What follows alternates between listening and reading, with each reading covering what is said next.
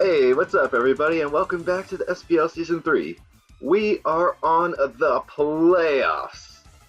Oh my goodness, it has been a long road to this point, but we are finally here, and surprise, we're facing Omega again. We just faced him a couple weeks ago, and we're facing him again for playoffs because we finished in the 1 seed, we played the 8 seed, that just happened to be Omega. And unfortunately, in making up his games at the end of the season, he did not win another game. He finished at a 5-6 record. But that doesn't discredit his team. He still has a threatening team. And as you can see, he brought a few different things than what he brought last time. I'm not going to bother going over every Pokemon again because you already saw his first team, and I already went over his team in the regular season matchup, so I see no point to go over it all again. But instead of the Ribombee, the Whimsicott, and the Magmortar, he's got the Electivire, Necrozma, and Pangoro. So we'll just have to see how that ends up.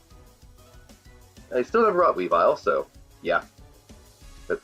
That's a thing, and there's one other thing he still never brought. What was the other thing he never brought? Well, it doesn't matter. Oh yeah, Golbat, that's what it was. Never bought those two, but I was prepared for them either way. Yeah, I'm going to quickly go over what I have real quick, and we'll get on to this matchup. Alright, lando-t here. Instead of being a defensive set this time, it's Double Dance with Blizzy. I saw the opportunity for it in prep, and I was just like, okay, yeah. He doesn't have a resistance to both Earthquake and Fly. So I took advantage of that. I was like, okay, yeah, let's try to use lando-t for what it was made for. Alright, P2 here is actually a way more physically defensive spread this time because I wanted it to be my main switch into Garchomp this time. And we'll see how that works. Alright, we got Gallade here with another defensive-ish spread, like mixed defenses. I actually have no speed investment in this thing at all. And it's got everyone's favorite move, Will-O-Wisp, so let's see how that works out. Alright, Coco's Assault Vest. I switched Discharge for Thunderbolt this time, and I think I have a slightly different EV spread. I'm only meant to outspeed Garchomp this time, not worried about Weavile, Ribombee, or Whimsicott. Especially because they're not here. Okay. Nihilego and Golisopod, I'll just say now they're exactly the same as they were last time. Literally copy-pasted their exact same sets. So nothing new to go over with those. Alright, so getting into this matchup real quick. My thought process going in was to lead with my Gallade because, one, it was pretty safe against whatever he would lead with, and two, it let me get off the Mega as quickly as possible because he doesn't have the Weavile, and it was meant to be my main switch into Weavile. And if I needed to, I could get a justified boost from the Weavile's knockoff, or in this case Pangoro's, but he doesn't lead with Pangoro, as I lead with my Gallade. He leads with his Blastoise there. And we both see this as an opportunity to get off a quick Mega Evolution. As I get off a Drain Punch and... oh shoot, this is laggy. He shows off a Water Pulse there. Which for me means, okay, that's good news. He doesn't have Scald, which means he's not going to burn me with that. And in general, I can probably actually win this exchange because I'm healing back HP as he's just trying to kill me with the Water Pulse, so I figure it's a good exchange for me. And now he goes to Necrozma, which we didn't see last time, and he kind of alluded to what his set would be to me last time after our first battle. But now he actually shows it off as I go for a knockoff, get those leftovers out of here as he shows off the Iron Defense. Okay, yeah. And then I burn him here, which actually ends up being really good, because he is indeed a physical set with Shadow Claw. Now this set, I kind of see where he was going with it. It was meant to take on this Mega Gallade here, with obviously the Shadow Claw and then the Iron Defense being able to take hits and stuff. But it doesn't end up working out that way because I am back in the Will-O-Wisp, and I'm very glad I did. So at this point, with him spamming Shadow Claw and him not being burnt, I could have gone into P2 here, or wait, did I go into P2 here?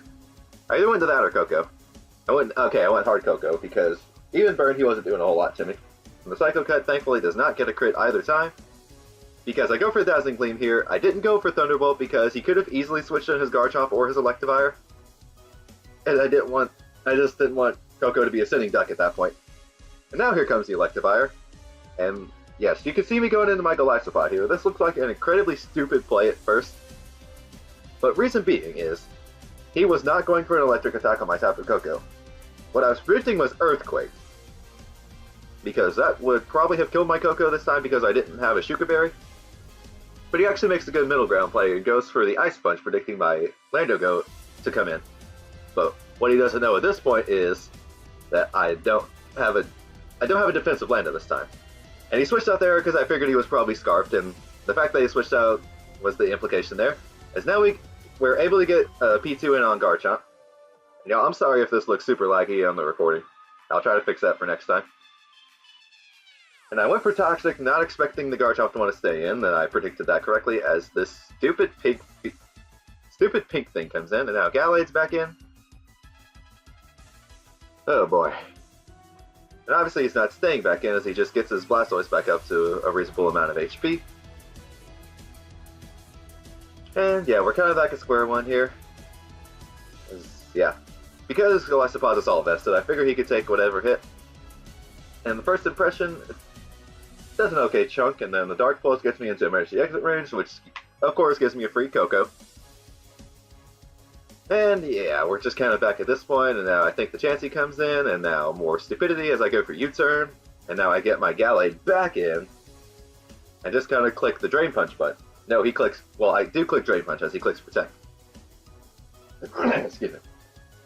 And now the Garchomp comes in, and I'm just like, okay, punchy, and then I'm like, okay, let's burn this thing, and hopefully not miss. And we don't miss a Will-O-Wisp, and now this Garchomp is severely crippled because just wait till you see this Dragon Claw damage. That is nothing, and it's even more hilarious on my P2, but I don't think he actually goes for Dragon Claw in this story. I think he goes for Rocks. Yes, he does. And of course, I don't have Defog this week, so my Golisopod's kind of useless at this point unless I can get it on this thing. But I don't get it on this thing, and I believe, yes, I do get a Ice Beam Freeze here again. Now, just as a precursor, on the day we battled, which was actually yesterday as of this recording, I was kind of waiting for Omega to finish his team and get psyched up and all that by doing some Battle Factory and random battles on Showdown. And there's this one random battle I did where, like, every time I clicked Ice Beam, I got a freeze on something. It was absolutely stupid, and I guess I kind of carried over to here, so. But in the case of this Diancie, it's okay because he's got the, what's it called? What is it called? Natural Cure. Wow, why could I not think of that? So that gives me a free Gallade as he is going to double out into the Blastoise, which is okay with me as I'm going to just get off this Drain Punch real quick. And he goes for the Dark Pulse here, and that does a little bit too much, and I'm just like, okay, let me get in my Koko real quick, because, again, being a solid vested, he can take a Dark Pulse, but he actually makes a good play and goes for the Water Pulse here, and now my Koko is dead on switch in. So I basically either have to keep him in or have to try to protect him as a sack later. And so now this stupid Diancie is here. And yeah, this is just kind of a back and forth between Koko and Diancie just kind of stalling it out.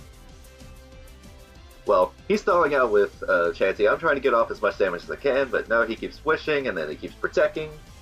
And he just keeps spamming Wish Protect for several turns in a row here. I'm not even going to pause, I'm just going to let it roll. And yeah, and I just keep trying to whittle him down, as he now shows off the Heal Bell. Now his Garchomp is healed with Burn.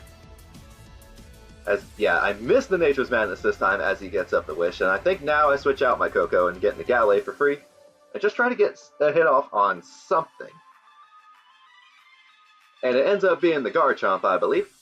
Yes, it does. As he's doing some more Rough Skin, and I believe I try to burn him again. Or do I try to... No, I think I go for it. Okay. Okay, whatever move I end up going for here, it doesn't end up working out. I'm just going to spoil that right now. I don't remember if I went for Will-O-Wisp. If I went for Will-O-Wisp, it missed on this turn. If I went for Drain Punch, it didn't get the roll. So let's just see what happened. Okay, I missed the Will-O-Wisp. Okay, that's what I thought. And he just kills off my Gallade with Dragon Claw, which is not good for my prospects against the Diancie.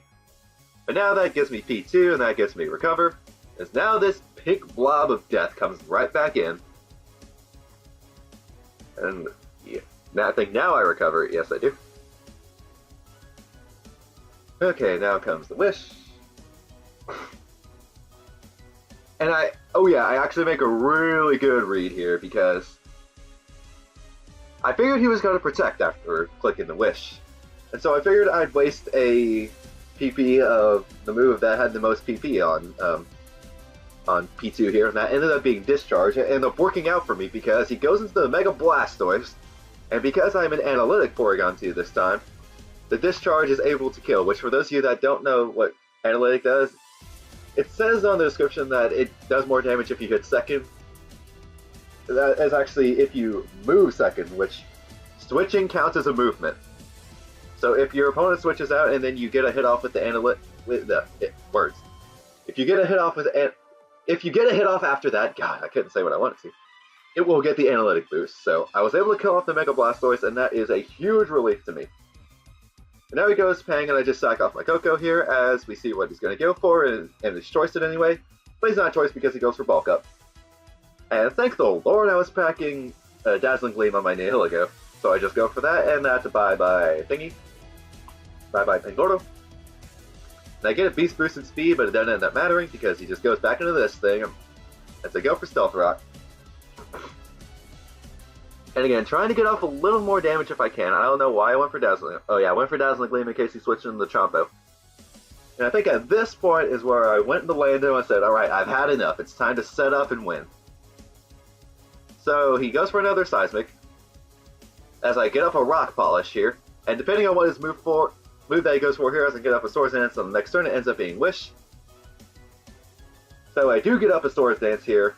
And now we are in the clear. And for the first time this season, I clicked the Z button, hoping it's going to kill this Garchomp, depending on its spread. And does it kill? Yes, it does. And now lando-t is primed to clean up from here. So yes, this battle ends up being a 4-0 victory for me this time. And ladies and gentlemen, we are moving on to the semifinals. Oh, this battle. Honestly, yesterday in general was just kind of stress-inducing for me. Like, not just from this battle, but like from other things happening in real life. And then people were kind of memeing in the comments, which I kind of took offense to at the time, but then I looked back on it later and realized, it was all in good fun. So, yeah. Despite the bigger scoreline this time, I actually thought Omega played a lot better in this battle than he did the first time. Partially because there wasn't any real hacks other than the Ice Beam freeze. Like, it was actually a pretty clean battle besides that.